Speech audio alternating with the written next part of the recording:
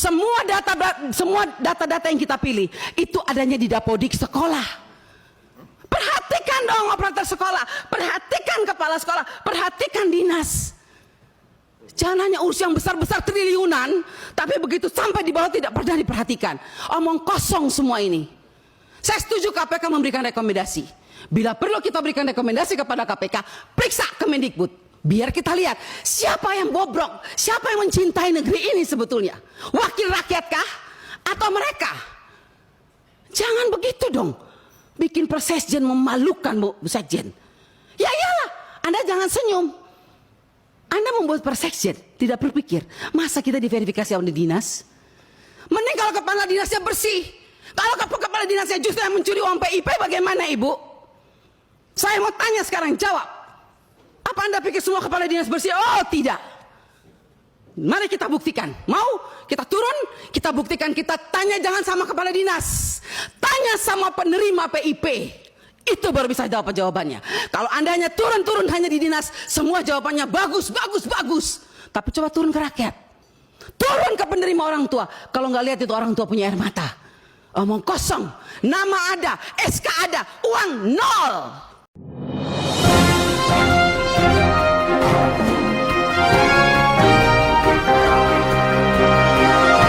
Oke, kembali bersama kami di Reaksi Realitas. Mari kita berpikir kembali apa yang terjadi dalam kehidupan kita dan apa yang terjadi kepada orang yang ada di sekitar kita. Kita sebagai rakyat Indonesia, sebagai pemuda penerus bangsa, harus berpikir kritis terhadap apa yang terjadi pada negara kita. Indonesia adalah negara terkaya dari kekayaan alamnya. Tapi mengapa orang miskin masih ada di mana-mana? Tapi mengapa tangisan dan air mata masih terdengar di mana-mana?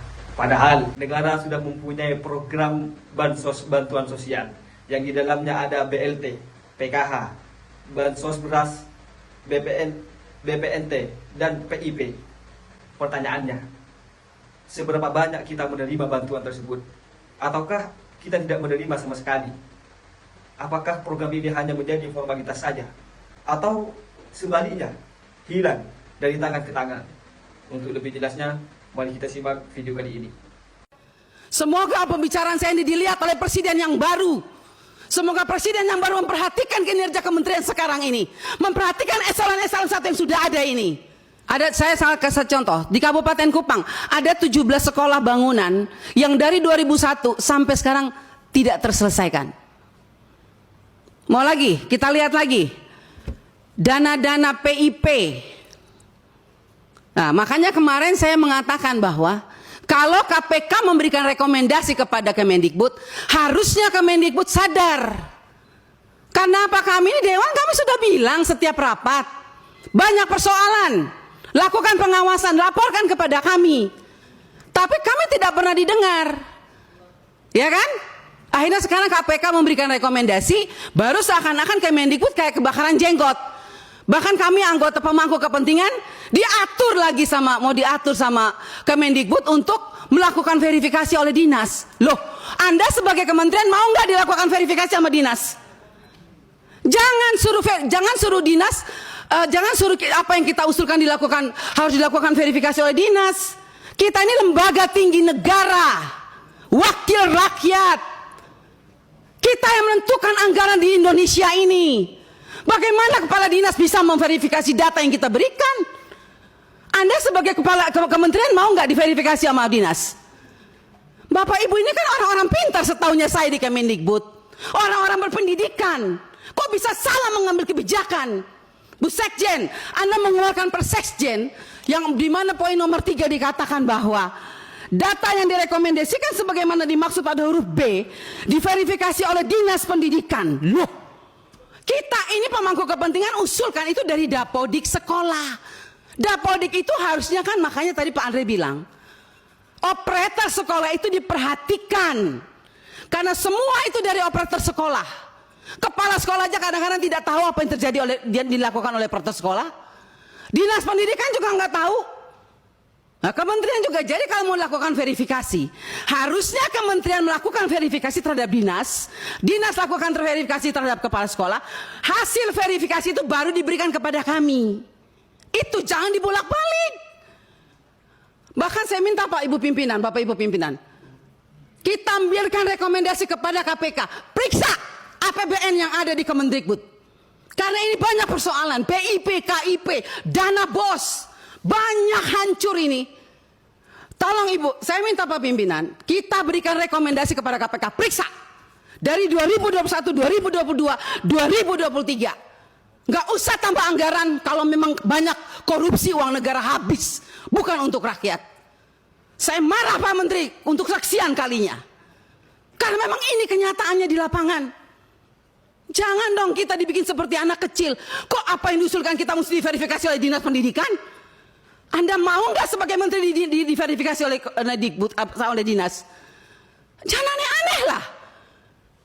Kalian tuh dipilih oleh Presiden, harusnya berikanlah yang terbaik untuk rakyat. Semoga pembicaraan saya ini dilihat oleh Presiden yang baru. Semoga Presiden yang baru memperhatikan kinerja kementerian sekarang ini, memperhatikan eselon-eselon satu yang sudah ada ini. Tidak memberikan solusi kepada negara, hanya membuat persoalan di daerah. Yang tertinggal tetap tertinggal, yang guru menangis tetap menangis. Bicara plafon digital, mana keadilan untuk daerah 3T? Enak daerah-daerah yang sudah ada internetnya diberikan terus. Tapi kita yang daerah 3T yang tidak ada internetnya dibiarkan begitu saja. Mana keadilan sosial bagi seluruh rakyat Indonesia Pak Menteri? Saya sangat kecewa. Kita sudah mau habis masa jabatan. Anda mungkin sebentar lagi habis, atau Anda lanjut, saya tidak tahu. Tapi saya puji Tuhan, Tuhan dan rakyat masih memilih saya kembali. Dan sampai ini, apapun yang terjadi, kita yang terpilih kembali, kita akan tetap memperjuangkan keadilan dan kebenaran untuk kemajuan anak negeri kita. Bukan untuk kita anggota dewan, bukan. Jadi jangan aneh-aneh punya pikiran negatif terhadap wakil rakyat. Semua data-data yang kita pilih itu adanya di dapodik sekolah. Perhatikan dong operator sekolah, perhatikan kepala sekolah, perhatikan dinas. Jangan hanya urus yang besar-besar triliunan, tapi begitu sampai di bawah tidak pernah diperhatikan. Omong kosong semua ini. Saya setuju KPK memberikan rekomendasi. Bila perlu kita berikan rekomendasi kepada KPK, periksa Kemendikbud. Biar kita lihat siapa yang bobrok, siapa yang mencintai negeri ini sebetulnya. Wakil rakyatkah atau mereka? Jangan begitu dong.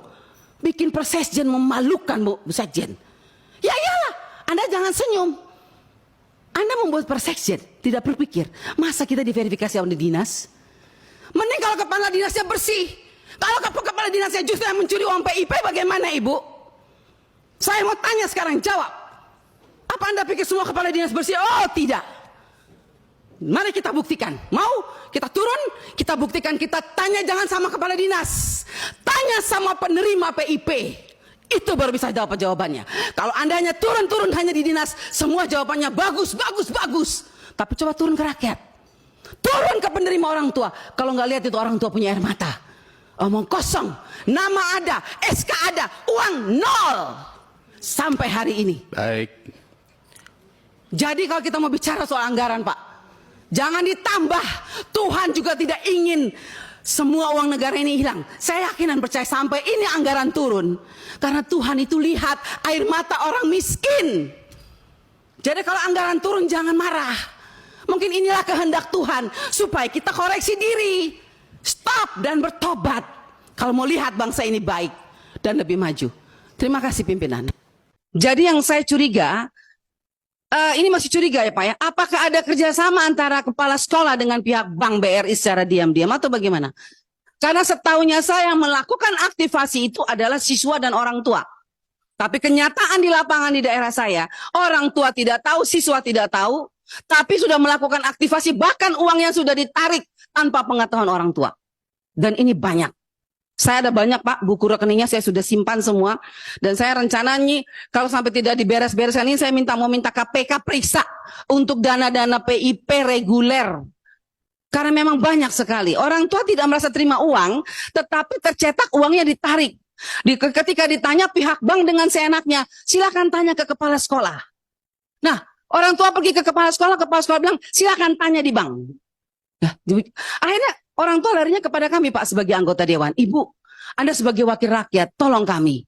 Nah, kecewa juga hari ini. Saya harus ungkapkan itu karena ketidakhadiran daripada Kementerian Keuangan. Karena bicara soal P3K, itu bicara soal uang. Contoh, sampai hari ini di Provinsi Nusa Tenggara Timur, bahkan di seluruh Indonesia, banyak lulusan passing grade yang P1 itu tidak diangkat, karena persoalan dana DAU. Dana DAU yang ini menjadi tanggung jawab Kemenkyu sebetulnya. Kemenkyu harusnya hadir hari ini dan katakan, jelaskan kepada kami Komisi 10 tentang dana-dana yang ditransfer ke daerah untuk membiayai P3K. Karena sampai hari ini ada puluhan ribu tenaga P3K yang belum diangkat karena pemerintah daerah mengatakan ketidakjelasan terhadap dana DAU. Dana DAU dikatakan sudah ditransfer, tetapi kenyataannya pemerintah daerah menggunakannya untuk kepentingan lain. Sebetulnya saya sangat disayangkan Menteri Keuangan tidak hadir hari ini. Padahal kita ingin bertanya, sebagai Menteri Keuangan dia punya tanggung jawab besar ketika mentransfer dana ke daerah dan dana itu tidak dipertanggungjawabkan oleh pemerintah daerah, baik gubernur maupun bupati. Terus apa yang dilakukan oleh Menteri Keuangan? Itu uang negara. Jangan sampai Menteri Keuangan tidak sengaja tidak hadir ke sini karena dia tidak mau menjelaskan sebetulnya siapa yang salah. Karena tanggung jawab Menteri Keuangan mentransfer dana ke daerah untuk P3K.